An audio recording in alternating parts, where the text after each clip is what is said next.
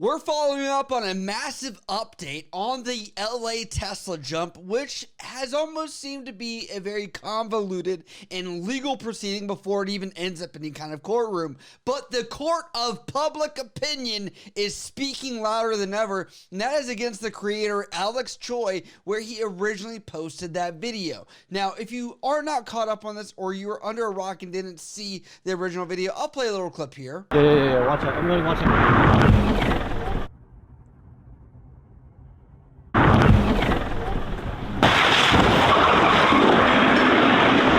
And to get you in the details, there is a video up there that you can check out where that's the initial start of the story. But I will give the small TLDR. There's a Tesla meetup with Alex Choi that ends. They decide to go to where David Dobrik jumped his Tesla only a few years ago, and they were going to go check the place out over in LA as well. Allegedly, there is a man in a rented Tesla that jumps over this piece where Alex Choi and a bunch of other creators filmed this and essentially crashed into another car, causing it to be totaled from this musician by the last name Hook. That musician then made a $20,000 GoFundMe account, which has now officially been met. With that GoFundMe was a video that was then copywritten by Alex Choi, even though Alex Choi wasn't driving the Tesla, he was just there filming it. Alex Choi then writes to musician WTF on a direct message on Instagram, but then the musician makes another video coming out because the first one was copyright struck by Alex Choi,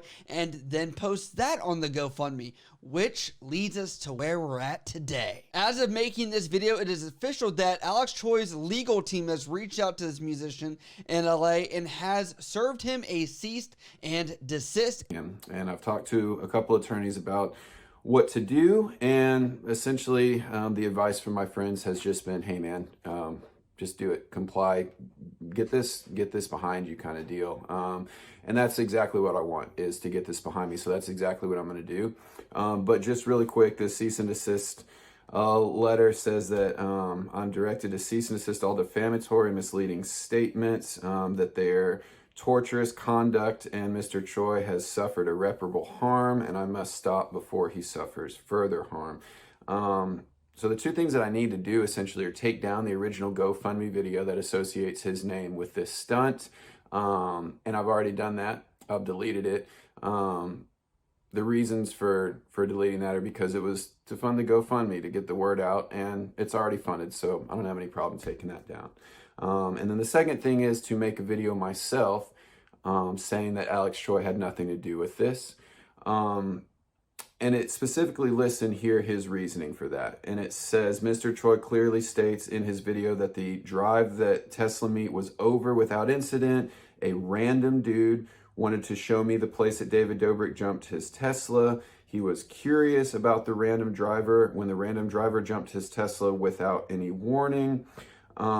He said, they are telling us to park here. He didn't really know the area, the situation. And then after filming this surprise jump, he wanted to post the video as a learning lesson. And this is all stuff that's quoted from here, saying Alex Choi's rationale for not knowing anything about what's going on. So I'm gonna believe him. I'm gonna say, if that's what he's saying here, and that's his official line. I don't know the guy, I've never met him before, but if he really didn't have anything to do with this, then he didn't have anything to do with this, and I really don't know. I don't know if he had anything to do with it or not. So I hope this video serves as a way to mollify both the attorneys and Alex Choi by saying, I don't have anything against you, Alex Choi. I don't want to go to court with you. I don't know if you had anything to do with this, but if you were telling me in this cease and desist document that you did not have any knowledge of it and you don't know this driver,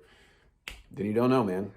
It really leaves you kind of scratching your head, because before this was sent out to this musician, Alex donated $2,000 to his GoFundMe. Like, it sounds like this was just like a, please make this look good for a legal reason. On top of that, Alex has disabled the comments on his video, but it still remains on his channel and still remains that it is receiving ads. And the $2,000 was Alex saying essentially he was giving the money that he would have received from that 2 million views but I can almost guarantee you that video likely has earned more than $2,000. Mind you, it's not a big deal. The guy's getting his car, insurance is involved, all these other things. And Alex Choi has also been writing on several other accounts here on YouTube that are making videos about this situation, and he goes over to Life of Palace and writes this. In all honesty, I feel terrible for the victims involved, but it's very saddening to see how all of the blame is put on me. Apparently because I was the only YouTuber present on scene,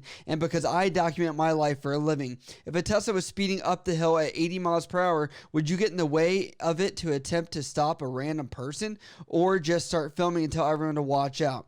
This is what now seems like Jordan Hook simply using my name to his advantage for his GoFundMe campaign, considering his car is getting fixed for free and that he has insurance.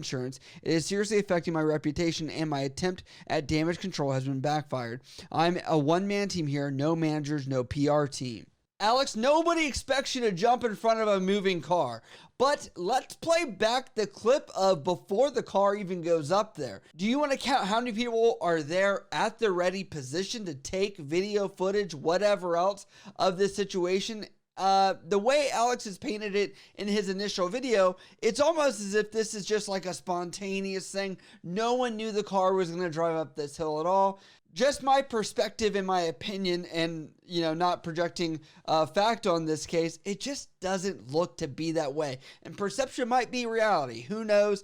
But he still is going to get his day in court, it looks like, possibly, if he's dragged into this. Now, it looks like this is not the only time Alex Choi has been involved in some near-death or crazy car accident almost situations, as it looks like this playboy has been known to essentially be very dangerous or reckless in his own vehicles even while he is drunk.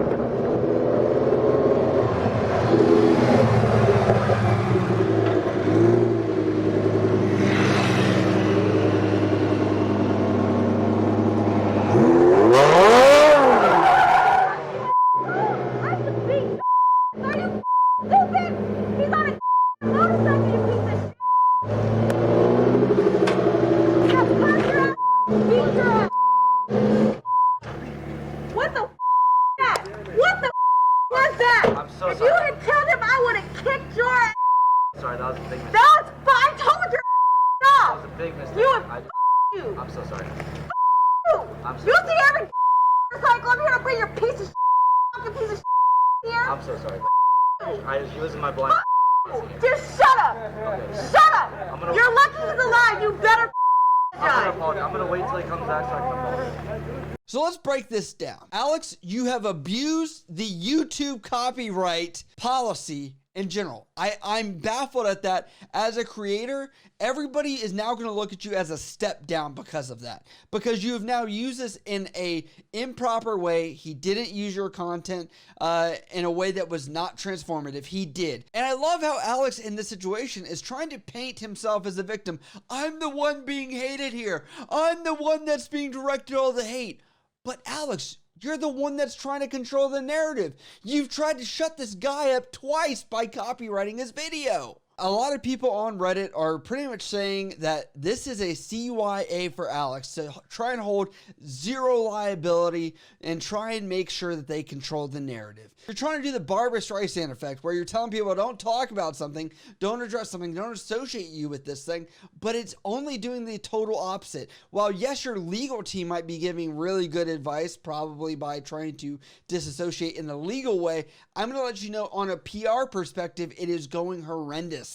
It's on video, you're there. So if this goes to court anyway, you're already placed at the scene of the crime. The damage has been done. Also, during this entire thing, the Tesla driver that is out there, they put a $1,000 bounty to find out who it is, yet Alex has never made any statement or published anything to say that he was going to help out local authorities. Why is there not a public statement about that? Hell, I just want to say that a lot of people are very critical too, because Alex comes from a very affluent family where people on Reddit and across social media are saying that he is going to get off of this just because his family has so much money. So this brings the question to you guys. How do you think we should address these situations like this as far as correcting the wrongs of stupidity in society that do get published and maybe push others to do similar things? While yes, there are legal proceedings like this, there also has to be some kind of understanding that we as people should police each other to make sure this doesn't happen. And I will say that the narrative is being pulled the other way by court of public opinion, and it's probably not going to go in Alex's favor. And we're going to see him fall out for a bit until this kind of goes under the radar. Let me know what you think down in the comments below.